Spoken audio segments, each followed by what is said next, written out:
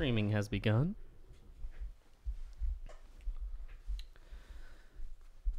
Get my sleeves right here. I don't have my good underwear on today, you know? I got Christmas underwear on, if I'm being honest with you. Really? Yeah, Like- I got to do some laundry.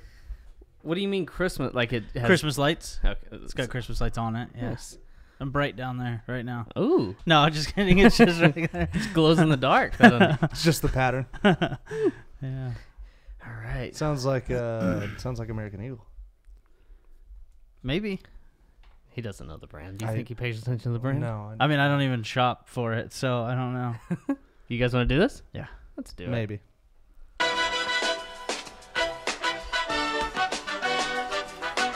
It's Thunderheads with Brandon Soul, Rob Larson, Justin Wright, and the dark and stormy Jason Lewis.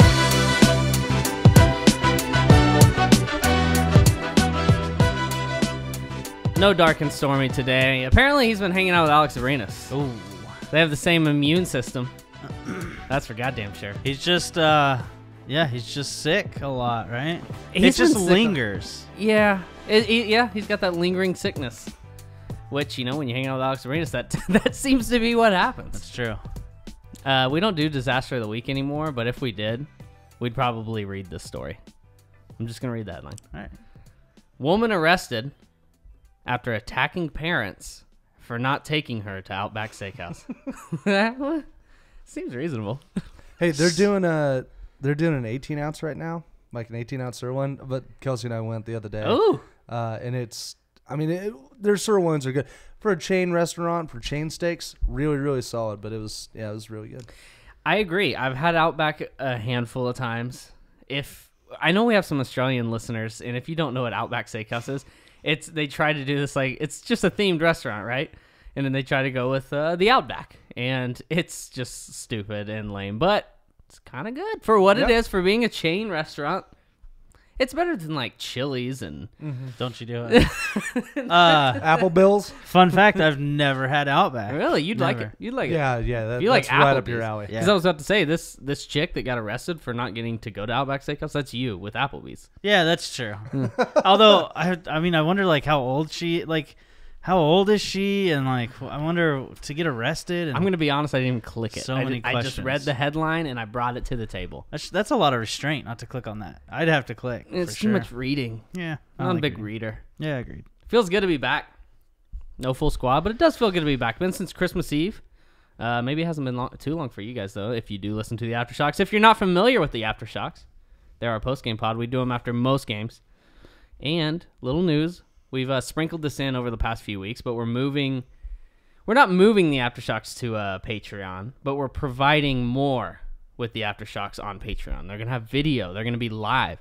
So you're going to be able to watch a Thunder game and immediately hop on with us on an Aftershock and hang out with us live, ask us questions, and just kind of hang out, talk about the game we all just watched together. And if it's after a big Thunder win, we'll all celebrate together. If it's after a big Thunder loss, we'll all just pout together. Yeah. So it's going to be a lot of fun. There's different tiers over there. You can actually go check it out right now. We're going to officially launch our first live stream here within the next couple weeks. Just go to patreon.com/Thunderheads. We're even going to have a little special shirt of the month type deal with our partner Opolis Clothing. Getting kind of the specifics of that straightened away right now with them. But you can kind of go take a look at it right now. You know they have awesome clothes. You guys have seen us do our show there. So that's going to be a cool deal. You just pay a fee and you get a fee. I probably shouldn't call it a fee. You just pay us a fee. you just sign up to the tier and you're going to get a really cool t-shirt, Thunder t-shirt to your doorstep every single month. So go check that out. Support us. It'll be fun. Welcome in to the YouTube live crowd, the Periscope crowd, the Twitch crowd. Subscribe anywhere you can, guys. Click that thumbs up button if you do enjoy the show. You can get in touch with us at OKC Thunderheads on Twitter, Instagram, anywhere. We're all those places. You can contribute to the show by clicking that little link in the description below. Every donation is reinvested into the podcast, and every donation of $15 or more gets you a free t-shirt. Limited edition t-shirt, maybe one that Rob has on right now. Take it right off his back and send it to you. Oh, I'll ship it to you. I won't even wash it first. Smell comes with it. Well, I mean, that adds extra value. That's true. We'll put a little certificate of authenticity in there. also adds value. For We could all sign it too if that's what they want. and No, we'll do they're whatever. probably dying for our signatures. Oh yeah, absolutely. Those are worth at least 0 cents. All right, you guys want to do the show? Yeah. Let's do the show. I don't know. Fun win last night. Team is, I don't know if I want to say the Thunder are on a roll, but man, they just keep doing what they're doing. They're playing good basketball. They win in different ways, whether it's dirty. Last night wasn't even a dirty win. You know, I think you could make a case that last night in Portland, a place that they haven't won since 2014, lost 8 straight there, might be their best win of the year. Would you agree with that? It's definitely up there. I mean, other than that, you have the Houston, whenever they destroyed Houston. Golden State on the road. Yeah. Golden State on the road. But I think given like what you said, how long it had been, the fact that it wasn't lost on especially Russ, how long it had been. Like he made a point to talk about that, I thought was really cool. So because of that, I think you kind of got to say this was the biggest win of the season. Especially coming over Portland. And not just that we hadn't won there in a while, but this division it's really competitive, and I think it's really important to win division championships. I know it really doesn't mean a whole lot in the long run, but at the same time, hanging every one of those banners and showing that like we were the best team out of 5, and especially coming out of a year where, I mean, Denver's really good, Portland's really good, Right. Minnesota has some weapons, they just haven't put it all together, and Utah, they're going to figure it out at some point. So you've got 5 teams that could easily make the playoffs if they all played to their potential. So to win that division this year and get a win in Portland over a team that just you haven't won since 2014, to get that. Perry Jones was on the roster. Yeah. Hell, Steven Adams wasn't a starter Yeah. yet. That was the first time crazy. Steven Adams has started and won a game in Portland. And that was really cool to hear Russ after the game kind of say, I know Nick was watching, I bet he's happy we got this win because I'm sure this has been a thing in the last few years. Like, why can't we win in Portland? And really, it doesn't feel like the Thunder have been close to winning in Portland.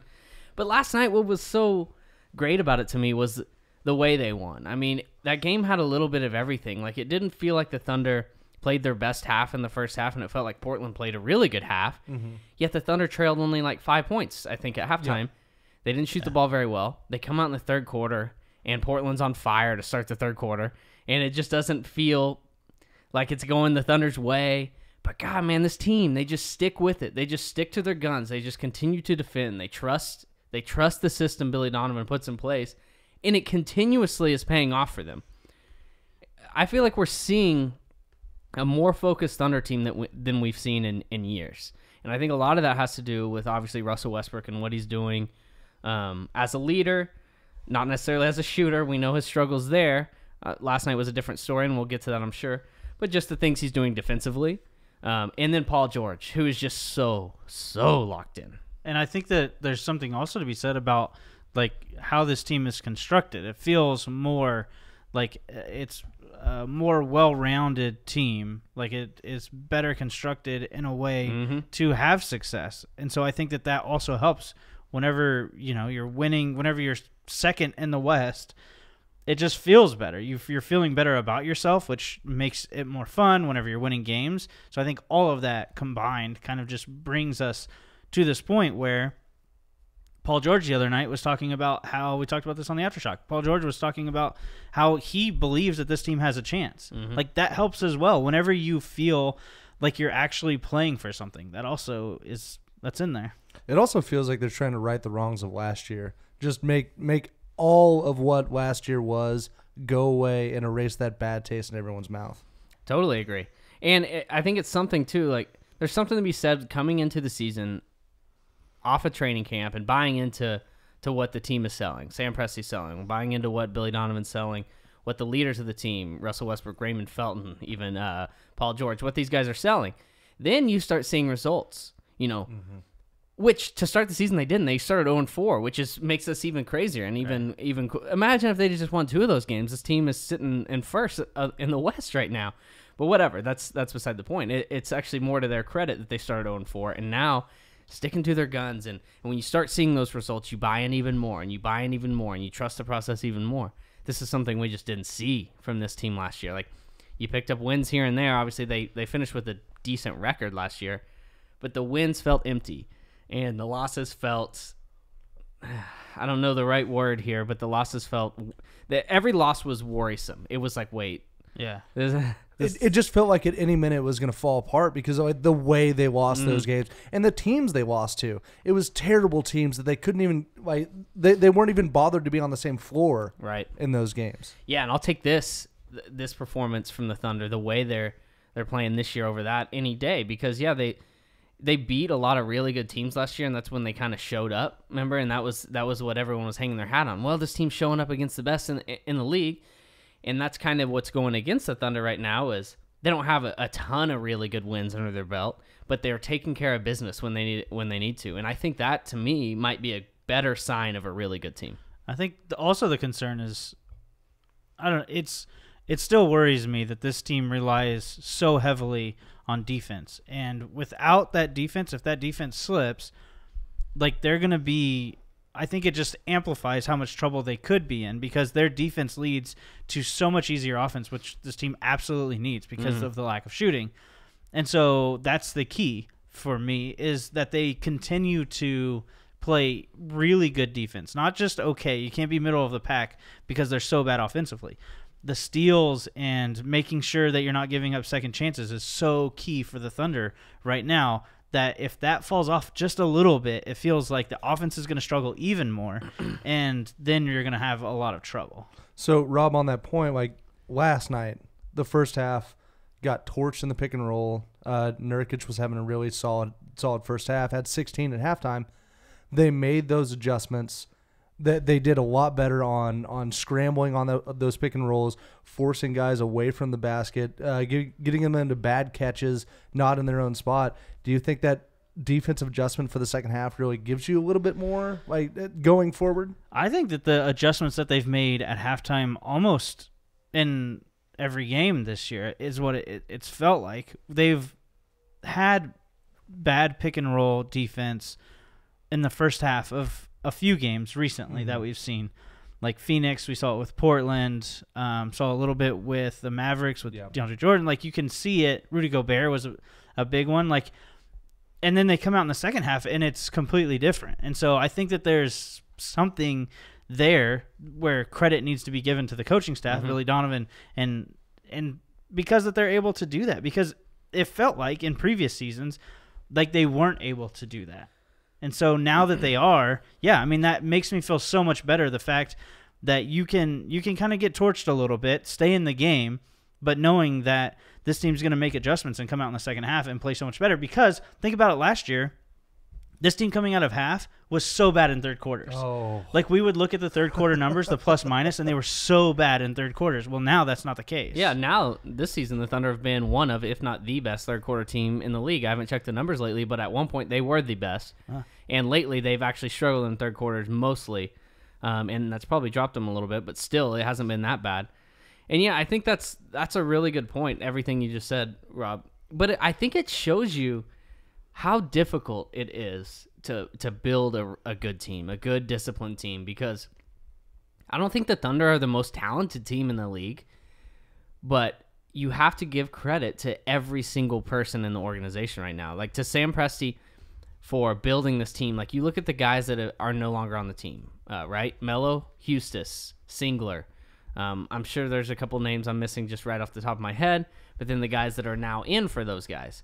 Schroeder, Nader, Noel, Diallo, guys that are getting on the court and contributing, and guys that just know their roles. So if you have an organizational philosophy at the top, and there's a trickle-down effect, and everyone buys in, that helps so much. And I feel like this team hasn't really had that in the last few years.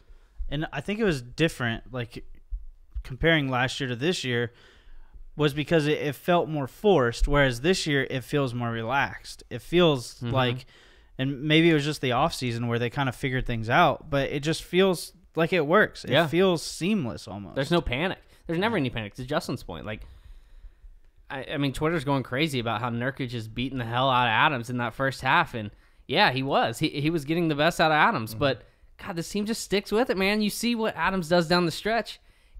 Everywhere. He's everywhere. He missed a shot that I thought he should have made. But aside from that, down the stretch, he was getting his hands on every single offensive rebound, keeping balls alive, just doing what he does. Nurkic was way better in the first half, but Nurkic really only affects one part of the game, And Steven Adams didn't have a great offensive game last night, but that second half, he was just as much better as Nurkic was than he was in the first half. Like, he completely outplayed him, and I loved every second of seeing Nurkic just struggle and just couldn't get anything that he wanted whatsoever. And that's what makes Adams great, because he doesn't try to do anything outside of himself. I don't even know how many shot attempts Adams had last night, but it wasn't very many. He didn't score 5, I think. Or yeah, something like he that. didn't score his first points until third quarter, I want to say. Or 7. Yeah, he had 7. Was it 3 for 7? Yeah. Yep. And then it's a great point too, because it's not just Adams, it's Grant. And you were talking about this, Rob, about just how they're getting contributions from so many people. They have 5 guys averaging 12 points or more. That hasn't happened in a while for this team. And Jeremy Grant's one of those guys. And Jeremy Grant isn't some guy that is just trying to be the next superstar. He's not Reggie Jackson. You know, he's not that type of personality. He just goes out there and he plays his game. Like, what about that block? How many key blocks does Jeremy Grant have this season? It feels like a ton. Yeah. Where they're just blocks at the rim. He comes out of nowhere and swats it. It almost feels like every single ball. Like, I could just give you how many blocks he has this season. Right. It feels like every single one has been that. They're impactful, and it scares guys like having you replace Carmelo Anthony with Jeremy Grant, man, and that is just not even a comparison. Like, how in the hell was Melo playing over this guy last year? Yeah, I don't know. It's a good question. I'll say that. So for Jeremy Grant, because I looked at this earlier and I wanted to take a different kind of approach to it. So I kind of look at it as like a really young quarterback like sits that full year under the starter and then ends up taking over. I'm not saying that's exactly the same situation with Grant, but I do think sitting back and watching this team and like obviously he signs the big deal. Like he probably could have gotten more money somewhere else if he wanted to. Like, but he signs here, and I think that coupled with the fact that he watched this team struggle and realized what he could do, put in so much work during the offseason. His defense is better. His offense is significantly better. He's got just so much control, and he adds so much value to this team that I think almost the entire course of last year really helped him mentally be able to step into this role this year and realize, like, I'm going to be the guy. I'm going to do the things that it takes for us to win as a team. I don't need to do it for myself. I'm going to do it for myself so that it benefits the team as a whole. Feels a little bit like backing up like Mark Sanchez, though. Like, it wasn't like somebody that could, like, it wasn't, it's not like Aaron Rodgers coming in for Brett Favre. Carmelo Anthony is the basketball version of the butt fumble. That's what his career late is. Great guy, though. Great guy. That's a great point about Jeremy Grant, though. And what I love about this team is that nothing is redundant about them outside of the fact that they can't shoot the ball. That's the only redundant thing about this team. Yeah. Jeremy Grant provides things that no one else provides. He hasn't missed a free throw since December 22nd. I mean, he's not getting to the line like a ton, which is interesting because remember last year how often he was getting to the line when he was in the game, recklessly driving and licking his chops over there on the bench, probably watching Melo and like, dude, get to the line. I'm going to go show you how to do it. I think that's a little bit of a function of him being a starter now instead of being a bench guy, where they were more prone to call fouls on bench guys, where him going up against starting power forwards now, could be. They're a lot less likely to blow the whistle. Yep, but he's shooting the 3 ball pretty well. I want to say he's been struggling here recently, though. He hasn't been shooting the 3 quite as well. However, he's showed some flashes of this in the lane fadeaway jumper that looks really nice, and he looks really comfortable doing it. Man, there's just guys up and down this roster that are contributing in ways that we haven't seen in years. And then Nerlens Noel, who someone casually mentioned. Like, this guy's a difference maker. You can't put a price. You can't put a value on guys like that coming off your bench. How he comes in games and completely disrupts other teams. Right. Lillard never got comfortable in that game last night. And I don't remember the last time the Thunder played Portland where one of Lillard or McCollum didn't get really comfortable at some point and just start scorching. Neither of them did that last night. They were bad. And I thought Nerlens did a good job of, man, his hands are everywhere. And he just disrupts everything. Passing lanes, guards dribbling, off screens, whatever. Just does what he does. Well, even when Paul George was on Lillard, it didn't seem like he could really poke that ball free. And then 2 straight possessions, Nerlens Noel is like, oh, hey, you're trying to dribble past me? I've got giant hands. I'm just going to poke that one there, and someone's going to pick it up. And not only are they giant, but they're active. And I think that's one thing that's so great about the combination of him and Adams is that Adams is the same way. I don't know that there's probably not many other centers, like those two guys are some of the best centers in the league at stealing the ball, poking the ball away, getting their hands in passing lanes, and they play on the same team. This team right now has, as I mentioned, 5 guys averaging 12 points or more. They also have 5 guys averaging a steal or more per game. And 2 of those guys are their centers. Yeah. Noel and Adams. Yeah, it's incredible. Speaking of Nerlens Noel, I off of that performance and what he's been doing lately, I wrote him a little email. Ooh. Yeah, a little email I was going to send to him. You guys want to hear it? What's his email address? Can't put that out on the air. You got to find it first, but you have the email drafted. I definitely have the email drafted, yeah. Well, let's hear it. All right, so here we go. So I start out with Dear Nerls. I feel like we're close enough. Ooh, I feel, yeah. I like it. Yeah. Cozying up to him. Plus, you don't want to lose him early. That's true. It's a good start. I said, I hope this finds you well. I want to start out by saying how refreshing it is to have a backup center that we can count on. I never doubted that the fit would work. In fact, not to toot my own horn, but I was calling for you to be on this team as a trade candidate last season. Toot, motherfuckers. Toot, toot. It's true. He was doing that, though. In all seriousness, you've been even better than I expected. At one point this season, you had the highest pie score in the league. Now, potential MVP Giannis holds that stat, just for reference. Wow. Also, for bench players that have played in 20 or more games, you currently lead the league in blocks per game and are tied for 11th in steals. And he's a center. Your presence with the Thunder second unit has proven critical to this team's success, especially lately. Your ability to defend guards like Devin Booker, 49-year-old Jamal Crawford, J.J. Barea, Dame last night, we just talked about that, and not just stay in front of them, but to steal the ball is nothing short of spectacular. And all of this with limited minutes. It's a shame that your playing time so far this season at times is less than the time it took you to eat that hot dog during halftime with the Mavs a couple of years ago, which, by the way, I don't hold against you. I personally would have sent someone to grab a salted pretzel with cheese, but to each their own. It's a little easier to eat a hot dog. It is, but he wasn't doing anything anyways. He definitely could have the pretzel with cheese. That's true. With all that being said, I couldn't be happier to have you on this Thunder roster. Keep it up on the court, and maybe Billy won't be able to keep you off of it. Best wishes, Rob. P.S. Can you check with Billy and see if he's considered a lineup that includes you and Adams? Ooh. That is good stuff, Rob. There it is. Man, I like it. And it was just from the heart. Yeah. From the heart. You would almost think at some point Billy would really want to, show what Nerlens Noel can do and just text Rick Carlisle every day because they're friends. Just text me like, hey, by the way, you see what my backup center did that you couldn't get out of him? Just saying, he's an absolute stud, and you couldn't do anything with him. Nice try, Rick. That whole thing in Dallas with Noel, that's a weird deal. It was really weird. And you look at the one game that Noel started for an injured Adams this year, he was incredible. He had 25 and 15 or something like that. It was so good. It just doesn't, I don't know. That's the weirdest part for me is his lack of minutes so far. It's hard. I get it, but do you feel like that Billy leans on Adams a little too much? I mean, Adams is a superior player, but there's times that you don't have to play him 37 minutes. I mean, I know that lean on Noel a little bit, especially because I think we have a Twitter question about this, and we'll probably talk about it, but it's probably not likely that Nerlens Noel is on this team beyond this season. Yeah, probably not. Right? So use him. Use him as much as you can and save the guy that is going to be on this team beyond this season. We've said that the whole time is whenever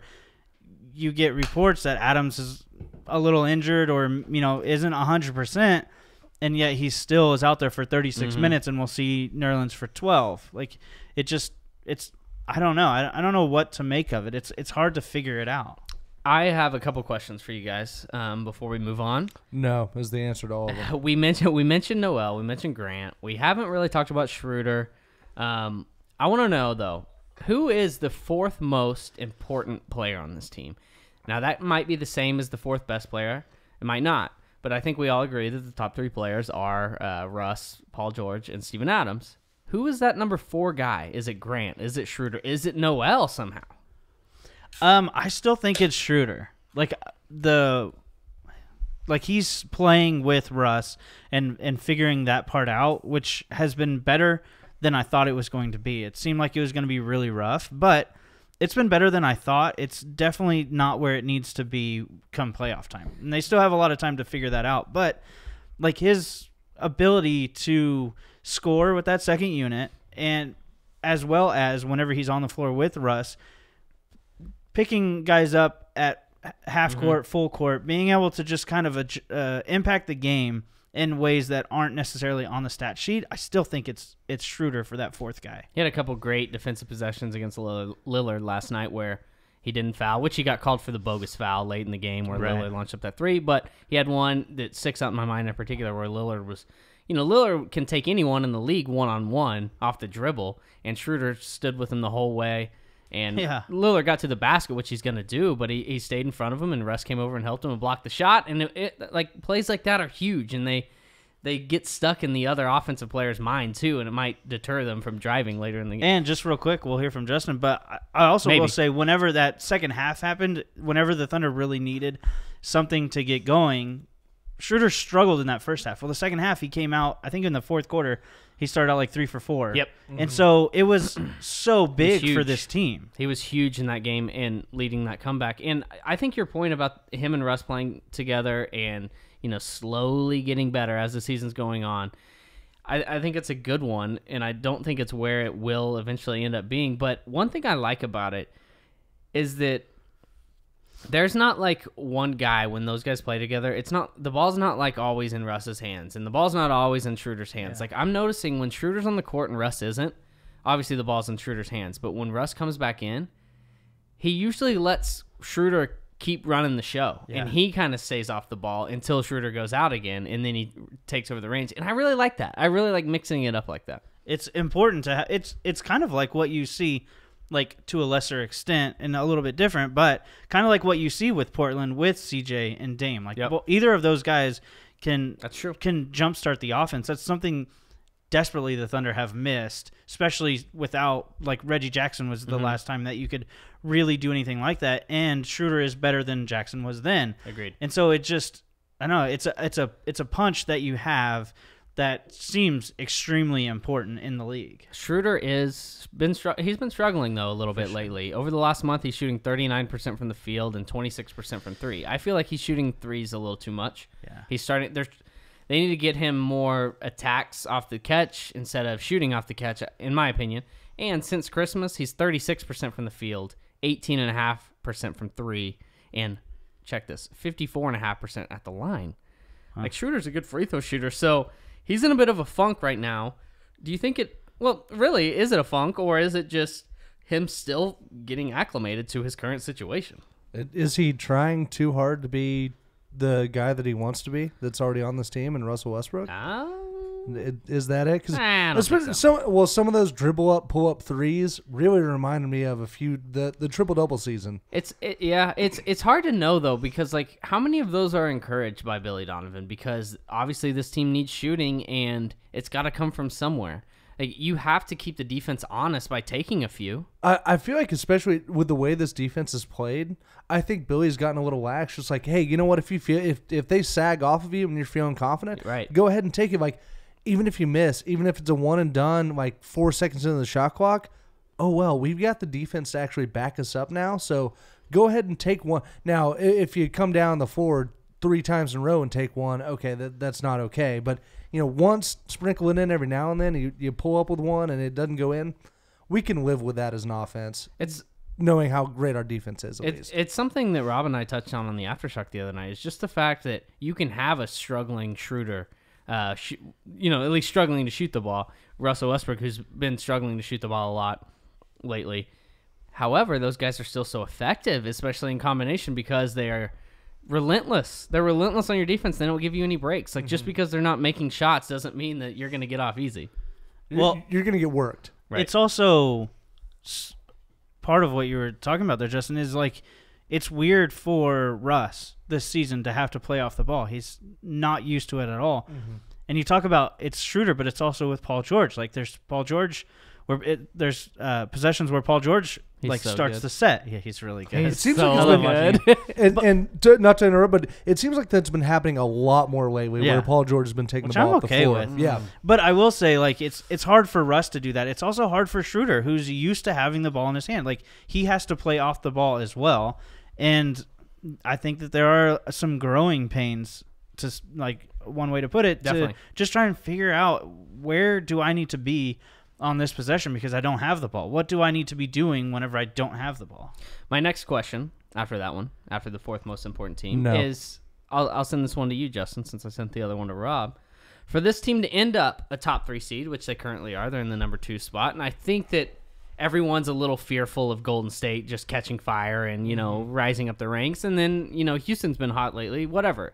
Like, the standings are super close. Like, it's going to be tough to stay in that top 3 spot. I think this team is capable to do it. But for them to do it, what do they need? What's the number one most important thing that they either need to do or sustain? Or what's the number one most important factor to them getting a top 3 seed? Besides winning a lot of games. I'm not worried about the defense right now. I think that's going to carry itself anyway, so I'm not even going to think about that as an option. I think just continuing to find what your offensive identity is. There have been stretches in the season where it's been something different. Like there was a stretch where, hell, they were hitting a bunch of threes, and they were hitting a ton of shots, and they were shooting the ball well as a team. There's most of it's been, you go through Adams, or you have a big game from Paul George, or whatever, or everyone contributes about 10 points and you get a real good team win. I think to really establish what your offensive identity is, what's going to be the most effective on a night in, night out basis, you're going to have to tweak it every single time just because no NBA team is anything like any other NBA team. They're all so much different. But Sure.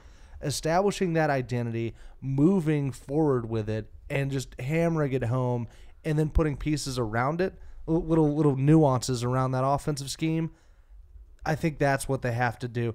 Just be consistent on a night-to-night basis on the offensive end. And even when you're bad, even when you're not hitting shots or something's not going your way, you've always got the defense to fall back on.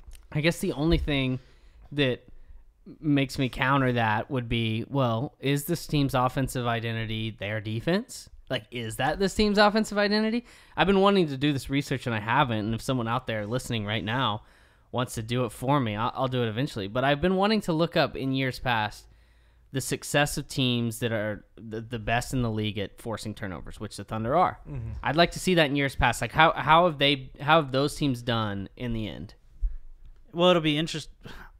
Part of that also will be like part of that also needs to be where they fall offensively, because in the shooting splits, because I feel like this team does it. They force turnovers so well, they rebound the ball so well that to me it's going to skew the numbers just a little bit because of how bad they are just shooting the ball. Whenever they get into a half court set, like how bad they are, which worries me a little bit whenever it comes playoff time, because that's a lot of what you get. Yeah, there's a lot more half court plays. And then on the flip side, though, it is nice when you have, if we believe that Russell Westbrook will get it together on a more consistent basis as far as shooting the ball, scoring the ball, and then you have Paul George, who's just been out of his mind, having his best year of his career by far. Yeah. Having two guys like that sure is huge in the playoffs also. Well, and you if you can count, just to take it further, like if you can count on Adams in the post even more, you can count on Schroeder to continue to attack. Got 4 options there. Yeah. And I think you can even count on Grant at this point. You think so? Offensively? I mean, I don't know about like dumping it down and being like, hey, go get us a bucket all the time, but he's so unique and he's tough to guard because he's so long and so athletic. Like he's very hard to block his shot. He's going to be able to jump over you, and a lot of times he's going to be able to get the foul because you're so worried about that as a defender. This team has the ability to roll out one of, if not the best 5-man lineup in the entire league right now. Obviously, Golden State has 5 All-Stars, but I choose to omit them from any evaluation of a league in its entirety. That's how I choose to approach the league when I have conversations. Yeah. Like, think about the league if Golden State didn't exist, though. It would be so fun right now. Oh, I agree. Right? Yeah. No one would know what's going to happen. You'd have no idea what to expect. And there's a lot of people out there probably yelling, like, come on, give the Thunder a chance. Like, they can beat Golden State. I'm gonna be in the crowd that I'll believe it when I see it. I need to see them go down before I actually believe they'll go down. Somewhere in Boston, Bill Simmons is screaming, "James Harden trade!" Yeah, just because the existence of Golden State. I'm gonna bring this down there. Would you agree with what Justin said though about finding that offensive identity as being the key to being a top 3 seed? You don't have to. Yeah, I mean, I don't feel pressure, but it'd be nice if we were on the same page. No, I don't. I'm torn. The main priority needs to be defense always. This team is built to play really good defense. They've got length and athleticism that just seems like it's not going anywhere anytime soon. Like every single game you can just count on it, and so they have to continue to do that. But obviously, you have to score the ball as well, and so. I think it's 1A and 1B, but defense for me, if they can just continue to play great defense, they're going to be just fine. I agree. That's mine. If they sustain this defense, if they're the number 1 defense in the league throughout the whole season, I think it'd be hard not to be a top 3 seed. Like, they are on another level right now, and I know that their schedule is easier compared to the rest of the NBA, like as far as games that they've played and teams that they've played and opponents and whatever. I don't care. Like, they're not taking it lightly. Like, you have an easy schedule, you're probably more likely to take that lightly. They're not doing that. They're playing solid defense night in and night out. When's the last time this team just got flat out torched? I don't remember it. Like, I'm sure it happened like within the recent, maybe the Rockets game. I don't know if they were flat out torched though. The offense just didn't. They were just stuck in the mud. You know, this team hasn't just been taken to the woodshed in a long time. Well, and you're not losing those really bad games as well. There's some losses that feel really bad the way it happens, but we're not, they didn't lose to the Suns, I guess. You're not losing like that really bad to that really bad team. Yeah, and those games, you drop those games, those are the ones that come back and bite you a little bit in the end, especially in a year like this where the top 14 teams in the West all have a chance to make the playoffs 35 games in or whatever we are, 37 games in. All right, let's move on. Let's talk a little Russell. Just a little Russell. He got it going a little bit last night. What were his numbers? Does anyone have the box score? I do. Me too. Just want to see if you can see. Russ was 13 of 28 shooting for 31 points. 5 of 6 from the charity stripe. 18 for 22 in his last 3 games, by the way, 81.8%, which, by the way, feels so good, but yet is like under what we were used to shooting before. It feels incredible, it does. It feels like such a monumental achievement. Also, 9 rebounds and 7 assists and 1 steal. 28 shot attempts for him, but I never felt like he took a whole lot of bad ones. He maybe took a couple bad ones, but he looked like Russell of 2 years ago, 3 years ago to me, maybe even last year. He hit a lot of mid-range shots, took more last night than he's been taking all year on average. It was good. It was nice to see, right? Like, his shot looked better. He like you said, Justin, he was 5 for 6 at the line. He got some lift on his free throws. He has this streak going right now where he's playing one good game, one bad game as far as shooting. Yeah. One good shooting game, one bad shooting game. One good shooting game, a bad shooting game. So, I don't know. Do you feel like he's getting it together at all? I thought him attacking the rim last night was a lot better than what we had seen too. And it's not just whenever he gets a shot up.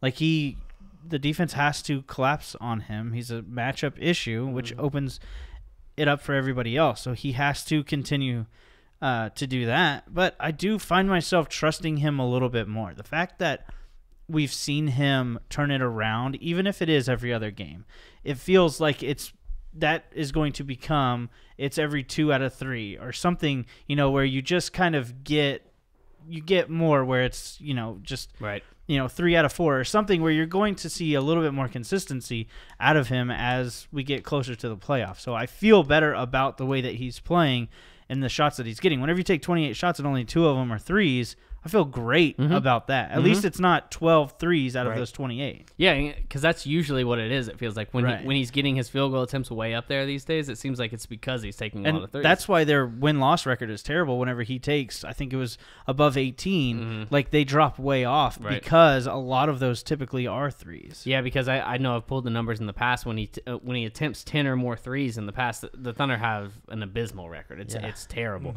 which a lot of times it's Russ just trying to shoot the team back into games, so obviously that factors in a little bit. But yeah, I mean, we talk about it a lot here lately. Like, he struggled to shoot the ball. His jumper looks a little weird. However, he continues to impact the game positively in other areas. And not just in other areas, in literally every other area. Mm-hmm. Every other area of basketball, he's playing well. He gets such a bad rap around the country, like just especially in the Houston and Bay Area markets. Like they don't appreciate Russell Westbrook, and I get it. You've got your own guy, but like if James Harden isn't hitting shots, or if Steph Curry isn't hitting shots, what the hell else are they doing for that team? They're not doing a damn thing to contribute to not the like success. Russ. Yeah, Russ. He'll shoot poorly, but he'll do every other thing. And he's playing so much better defense than he's really ever played since he got out of college. Leads the league in steals by, I feel like, a pretty big margin as well. And so you factor that in. It's like the dude does what has to be done to win. He wants this team to win and realizes that sometimes I'm not going to be able to put the ball in the hole. Yeah. That's just how it is. So the fact that he's doing so much, it's incredible. And I think it shows that next evolution of his game. And you see the support from his co-star, Paul George, talking about, hey, everything which is crazy, but he said everything Russell does doesn't show up on the stat sheet. Well, it seems like it does, because if you look at Russell's stat sheet, it's filled up. It's fat. However, he's right. Paul George says that Russ makes winning plays for this team, and he does, man. And like, I can't give Russ enough credit for being able to stick with it through this poor shooting stretch of him, where I'm sure it's hard on him. Like, that's got to be tough. All of a sudden, you just can't shoot the ball very well, and he just continues to do all those other things. That just shows you, man, this guy loves to win, and he's going to do whatever it takes to win. Yeah, and it's 100% never going away. Like, his desire to win and just running 100 miles an hour, trying to get to every loose ball, trying to do whatever he can to help this team is never going away. That competitive spirit, man, you can't put a statistic on it. There's no number to associate with that competitive spirit. It's unmatched in the league, I think. I mean, there might be a couple guys that you can put in his tier, but Russell Westbrook is going to be on top of it all. All right, we got to do one more thing before we move on. What in the hell's going on with Alex Abrines? That's a good question. I know this is dangerous territory, right? Because it's all speculative. No one knows. He was sick for 4 months before. Now he's out because of personal reasons. Maybe he's sick of being sick. Maybe that's it. I don't know what's going on. Yeah. We don't want to get into dangerous territory here and assume anything, because it could be horrible and it could be fine. Like, we don't know.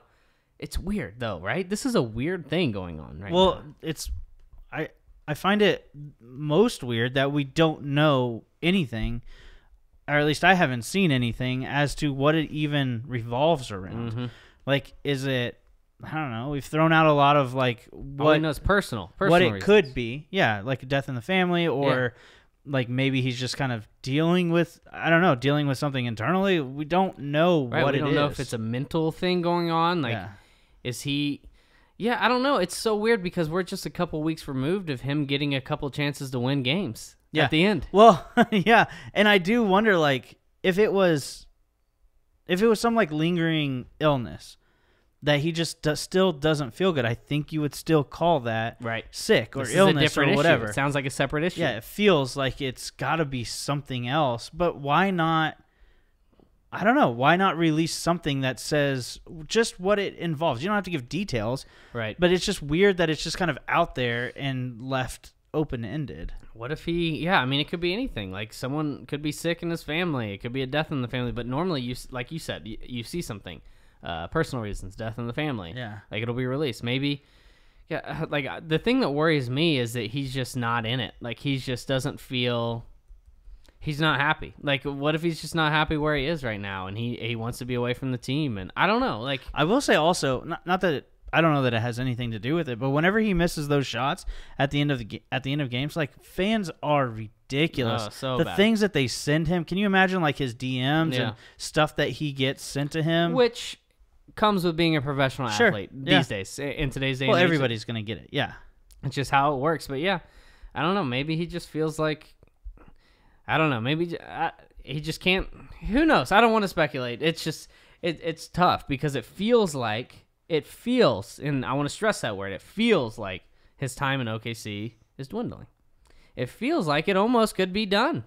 Yeah. Like I don't know that it is, but what if it is? Like the team isn't losing any steps because he's out. Right. They're not any worse when he's out, and we've talked about it a lot that this team could use what Alex Abrines is capable of providing. However, they're not missing him as far as on the court goes. I'm not going to speak in the locker room, but they're not missing him. So I don't know. Like this is a scary situation, and I hope everything's okay. For sure. Obviously, I hope everything's okay. I will say in the locker room though, after games, like you'll get those like funny tweets, those pictures that he like sends out where, you know, he'll take a picture with Russ and PG and say the points that they scored where he didn't have any, but they all three of them scored a certain amount of points. It's just, I don't know, it was kind of cool. So I know. Hopefully everything's okay.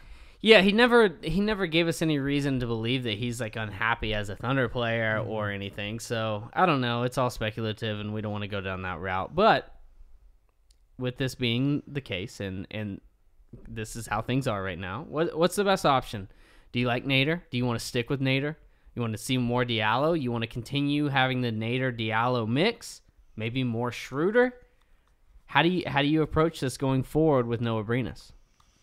Right now, I think it's still Nader. Like, no offense to Diallo, and I know all the fans are still just super high on Diallo, but Nader's been in the league for a little bit longer. He's done that whole thing. Like he's got that year of experience under his belt, or 2 years, or whatever it is. I trust him a little bit more. I trust his defense a little bit more, although it's been bad lately. But I would still say that he's the guy to run with. And yeah, you can play Terrence Ferguson a little bit more minutes. You can eat into that deficit a little bit more. Who, by the way, Terrence Ferguson, man, he looks good. He looks so promising. Really unsung hero right now. The dude does not get enough. There are people with Twitter names still that's like bench Ferguson. It's like the dude's incredible defensively, especially for a second-year player. Right. He's coming into his own every game. Like he's not shooting that well, but he's not shooting really poorly. Some people he hit a big three last night. Like some people just look at what you can see immediately, and like they don't look at the little things that like those winning play. Anyways, I don't want to get off on that, but yeah. But yeah, I would say Nader's the guy to lean on just because of the experience already. It's hard to. I do like Nader, especially like that shot. Like he didn't make a shot against Portland. He's gonna have bad games.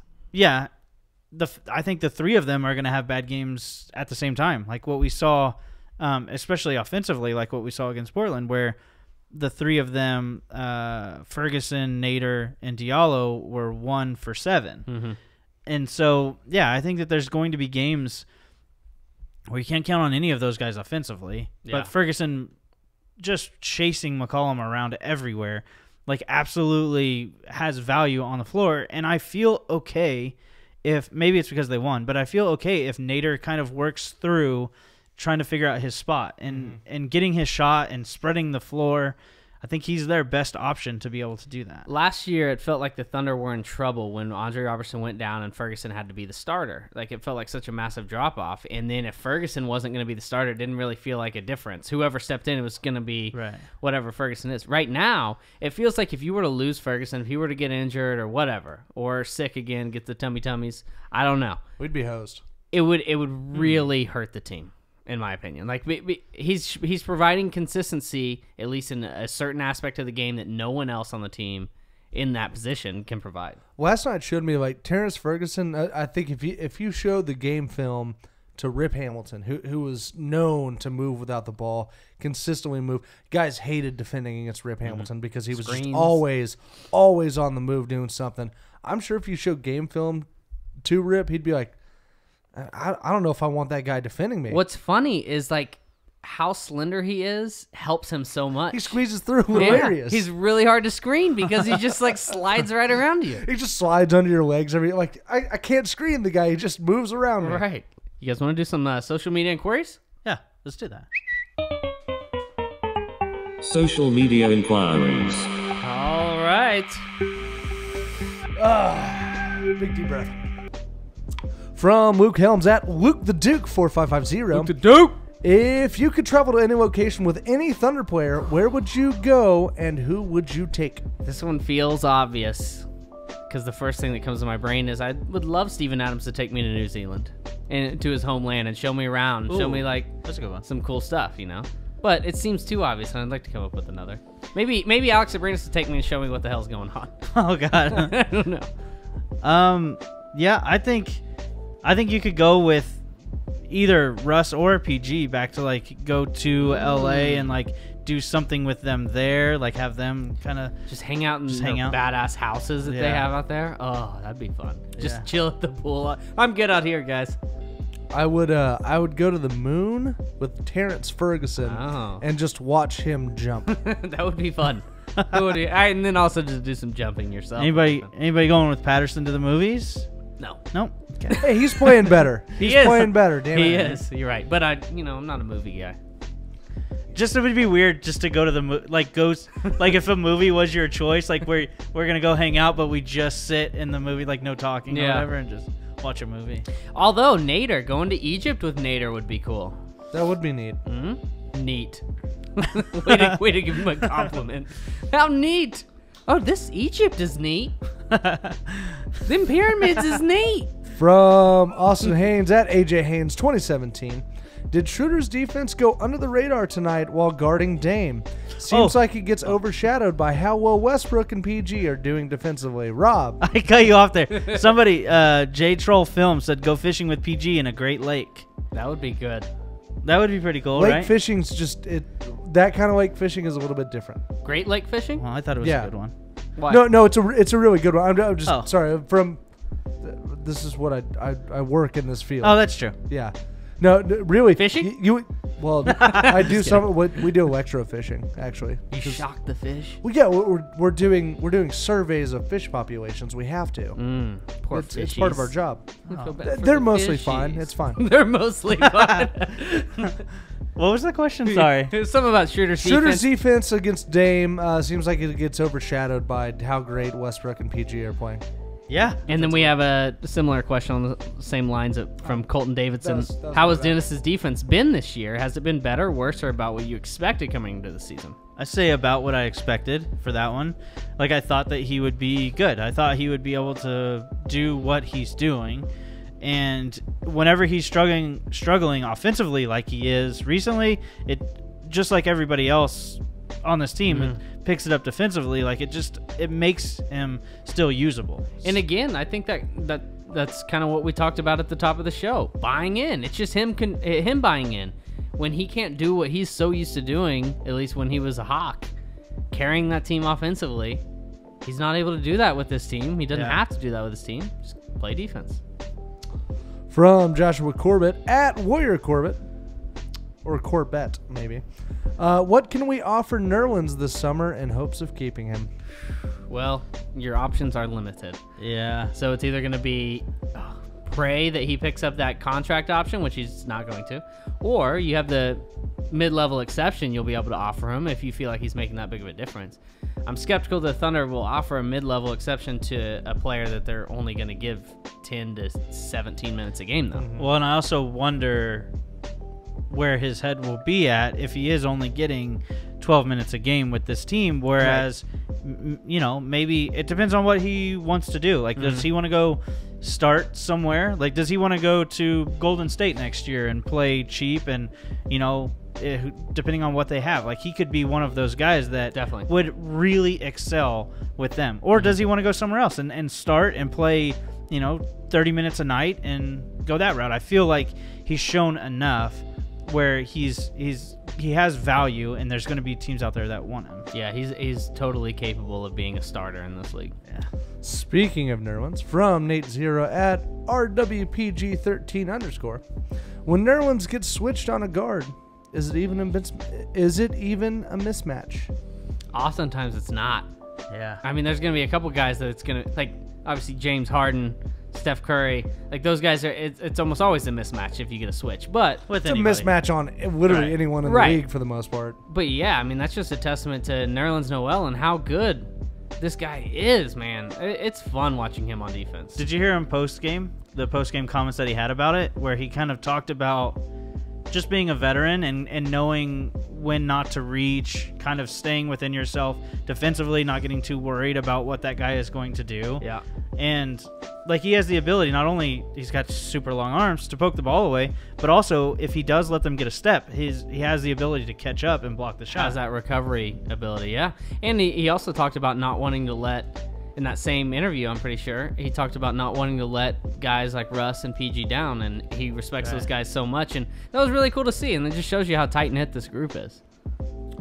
Rob, I got one for you. Oh, okay. From MVPG at Thunder Brody. Steven Adams / Nerlens Noel lineup win. So I think what Brandon was just talking about, and how, or I guess what we were both talking about, how like he can guard a guard. He can guard a guard. He can guard a guard. He can defend Guard a a guard guard. in this league. And so I get so tired of like beating this drum because I've done it all season so far. 38 games in, and we haven't seen it. And I thought we would see it every single game for 4 minutes. Every single game. For like 4 minutes a game or Yeah. 2 minutes. Just some kind of a stretch where you see if you have the advantage at that moment. And if it's not, you go away from it. Right. But at least you kind of give it a try. And it hasn't happened. So I don't know. I've given up on thinking it will happen at all. Yeah, I don't know. If we had to make a... No, never mind. I was going to say if I had to make a bet on it, I would say it's not going to happen. But The chicken strip I'm not soda? getting tricked like Jason. No? I'm not eating the chicken strips with Coke. Yeah, I don't. In a meaningful situation, I feel like it's not, unless some injuries happen and you're just kind of, your hand is forced. I don't know. Do you think it happens this year? If I had to bet, It has happened for the 0.3 right, or but whatever I'm talking like in the one game. meaningful. Yeah, I would say like at least a 3 minute Right. stretch in a game where we get to actually see it for a few possessions. I don't know. I say no. I say no too. I just don't know that there's a matchup out there that Billy Donovan rolls it out there against. The thing is, like, the one that brings it to mind for me is Denver. When they play Plumlee and Jokic together, which they do pretty often. That seems ideal. You're already 0-2 against Denver. Might as well throw them out there. Right. Well, and they also had against Dallas whenever they didn't have Wes Matthews, and they were using Harrison Barnes at the 2. Mm-hmm. Like there was a point there where you had a bunch of bigger guys that weren't going to be able to dribble around you as easily, or you didn't have to worry about the 3 as much. Yeah. And I felt like you could have, used it there, and he didn't. Yeah. So. A game they lost, by the way. From Michael Cage Headphone Skin at the Brody 2020. Not a question, although this is a question. Why isn't Matt Pinto and Antonio Daniels not our commentary team? Matt Pinto is so good. Matt Pinto is good, but I don't know that he's polished for television. He's he's so good at radio. You watched the Fox Sports broadcast last night, right? Yeah, okay, so I always watch the Fox. One, like, I know you guys, like, don't like it as much. Like, you like It's the national bad. broadcast. And so one of my things is I want to give those ratings to Fox Sports because All right, fair. it's our local carrier, so whatever. But so Matt Pinto, like I've listened to games with Matt Pinto. I've watched games on Fox Sports. I've watched national broadcasts. Like I've watched the whole gamut or experienced Thunder games and the whole gamut of things. Matt Pinto is great for radio because he paints such a beautiful picture with his words.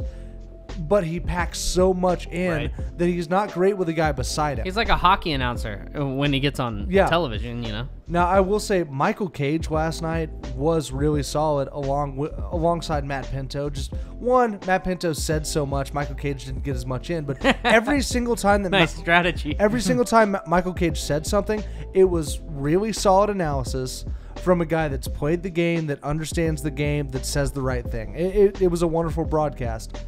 Antonio Daniels, on the other hand, like, one, I think he would be great at color he'd be commentary. so good. And I really like him. He's great to interact with on Twitter. He's such a fun dude. Like, and He's a fun guy. I didn't get to podcast I'm with a him like you fun guy. did.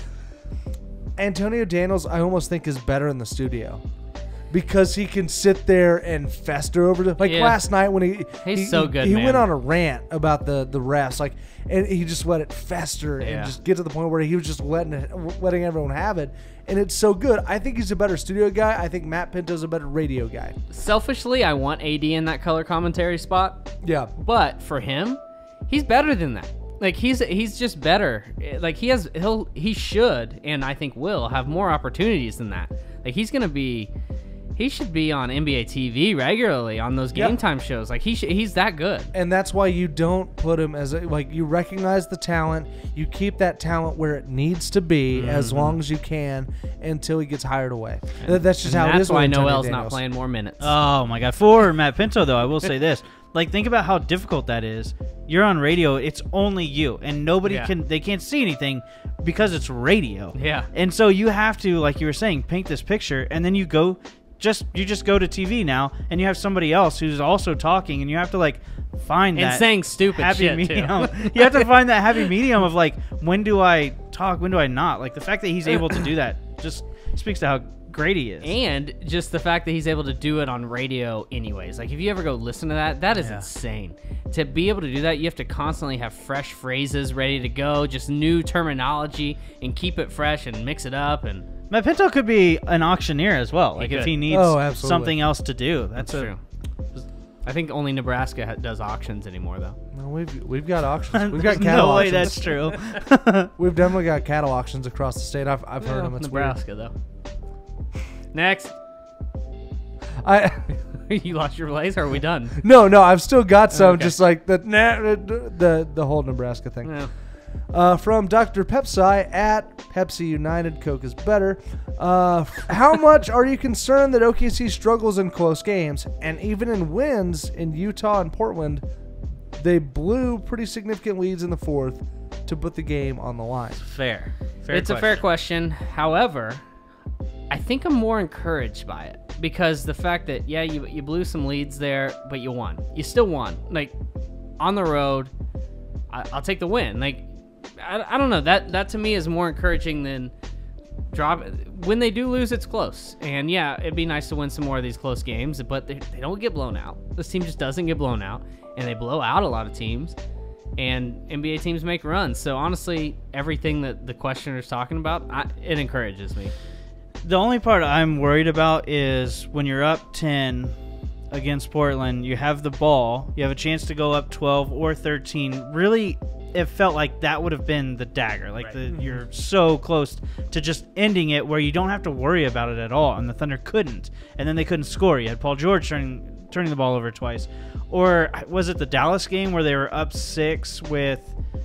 I think it was the Dallas game that they lost, where they were up 6 late, and they end up finding a way to lose that game as well. Like, it just, those worry me more than feeling good about anything else. Like, you could have put them away, and instead you give Lillard, they had a chance there where he misses a free throw. It ends up, working out for the Thunder where they get up by 4 and the game was basically over at that point. But, there was concern there where he's got 3 free throws, whether it's bad officiating or not. Like, you're still in that position to let the official impact that game. I think the Thunder's offensive execution down the stretch is a little worrisome. Last night, though, you're not used to seeing Paul George turn the ball over 2 times in the last couple minutes of the game, and he did that. Like, he had a couple bad possessions, but, hey, they won. And so, in the end, they won the game.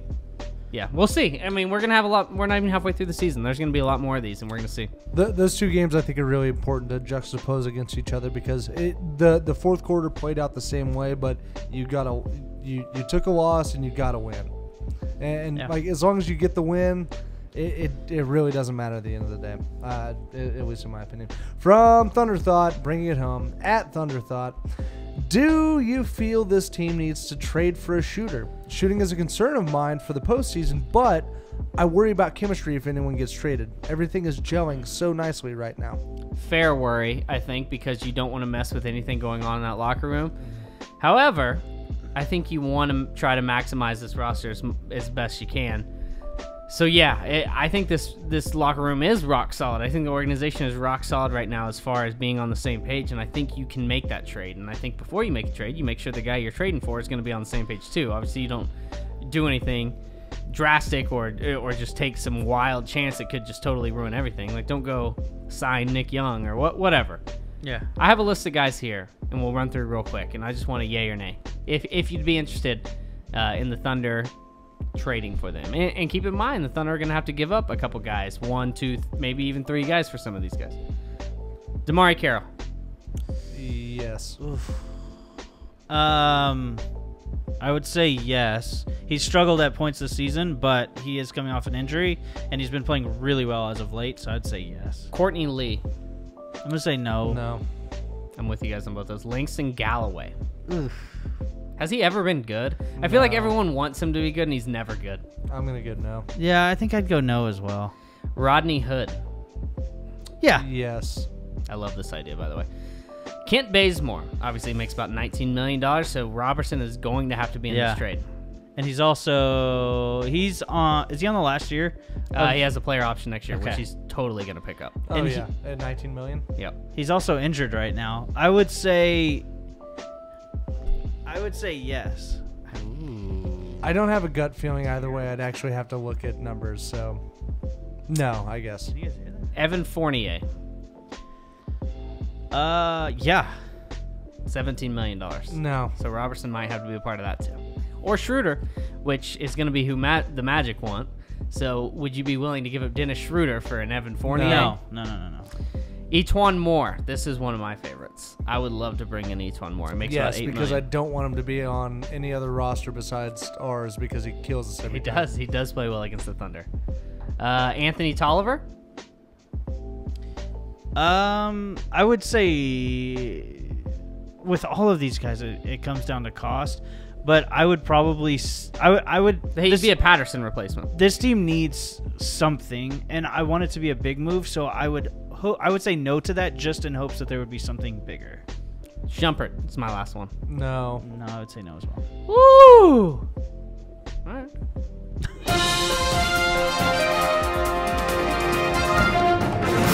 Notes! All right. Russell Westbrook's new signature basketball shoe, the Why Not 0.2, drops January 10th. What do you guys think about that shoe? I like how they number it. Like, it's always 0 point. Like, because this is the second edition, it's 0.2. I think that's neat. Keep Agreed. it with the 0. I think a lot of things are neat today. You guys like it? It's a lot better than this last year, right? Yeah. So They're much cool. better. Yeah. Thunder have waived two-way player Tyler Davis, and they have signed forward Dante Grantham as his replacement. Curious to see how much time Grantham gets. He can shoot the ball a little bit, so that's probably the motive for that. Following LeBron's comments on playing with Anthony Davis, the NBA sent a memo to all teams to serve as a reminder of the league's anti-tampering rule. Is this a real issue? I don't think so. It's not a real issue, but to send a memo to everyone, be like, by the way, we recognize that this is tampering, but we're not going to say anything about tampering. That's a pussyfoot move. Yeah, but also to me, like, LeBron saying, oh, I'd love to play with Anthony. Duh. Yeah. That's Like, the duh. point. I mean, you think Anthony Davis is hearing that and going, ooh, Yeah. oh, LeBron wants to play? Right. Like, he knows that. Come on. That's the problem with trying to enforce it is, do you want to play with a great player? Everybody's going to say yes. Right. The OKC Blue has officially signed Anthony Robertson, brother of Andre Robertson. Congrats to Anthony. Speaking of the OKC Blue, Coach Mark Daignault was named NBA G League Coach of the Month for the second straight month. The Blue are really good. Yeah. It's weird. Hey, everything with the Thunder is going really well right now. Huh? That's what happens when you move them from Tulsa to Oklahoma City. Ooh, shots Love you, Tulsa. fired. The first returns on the NBA All-Star voting are in. Paul George and Steven Adams are 5th and 6th among front court players. A month. I don't know why I put a weird TH in there. Respectively. Russ is 4th in backcourt players. Go out and vote, man. We got some work Yeah. to do. Luka Doncic is like 2nd or 3rd. I think it was second. Derrick Rose is 2nd. Like, come on now. Yeah. Come on. We got some work to do. It's kind of how it happens, though, when you let fans get out there and vote and I get think the weird ones in. Yeah, that's true. I think Adams' case has fallen off a little bit here recently. for It sure. hasn't been that great. However, Paul George is just still going, man. He needs to start. Let's get him as a starter.